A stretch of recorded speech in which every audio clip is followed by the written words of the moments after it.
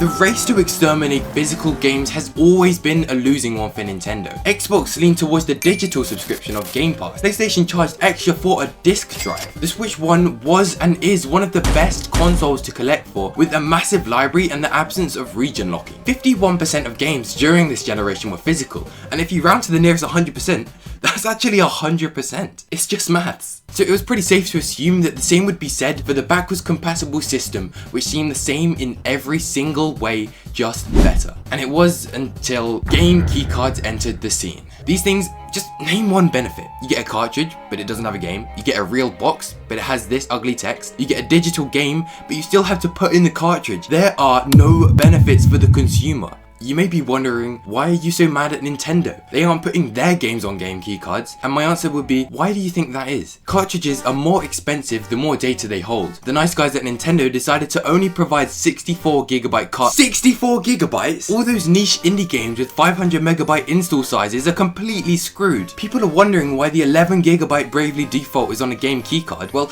it's not Square Enix's fault. They would have wasted 53GB of space and lost out on tons of their profits. This isn't just bad for third parties though, because Nintendo is insistent on keeping their games on cartridges as well and just firming the price tag. But it would be incredibly stupid to put a 24GB Mario Kart on a 64GB cartridge. Firstly, why?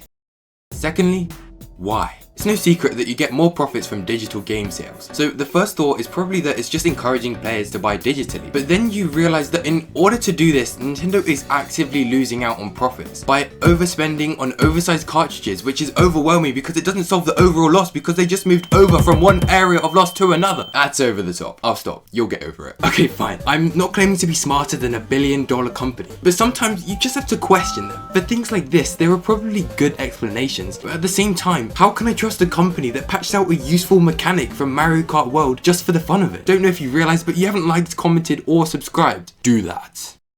Okay, so story time. This is my first console I've ever bought day one, and as a Nintendo fan, I'm very easily pleased. I was even kind of looking forward to Welcome Tour. On day one, I had Mario Kart, Cyberpunk, and Welcome Tour.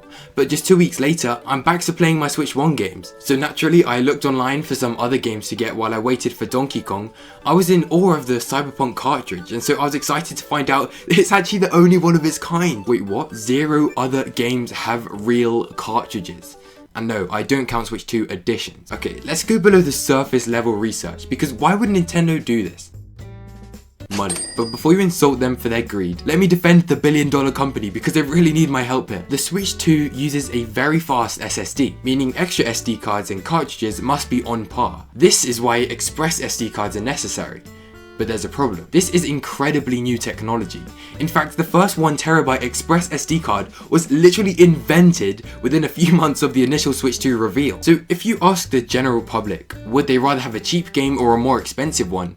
You already know the answer. And unfortunately, that seems like a skewed question, but that's just the reality of game keycards. The general public won't and just don't care. They just want games and they want them as cheap as they can be. If Nintendo releases smaller cartridge sizes, they first have to go and invent them. Something they probably don't want to be doing at the very start of a generation because their focus is just elsewhere. So yeah, it's new technology. This also hopefully, and I'm manifesting this, but hopefully, this means that later on when the technology gets cheaper, game keycards will also be used less. Though big companies who just want the cheapest option will always use them, just like they're using code-in-a-box games now. And it's also a better option for games that won't fit on a 64GB cartridge. Like, I'd rather have a game keycard than a code-in-a-box or no physical at all. So after hearing all of that, let me know in the comments what you think of game keycards.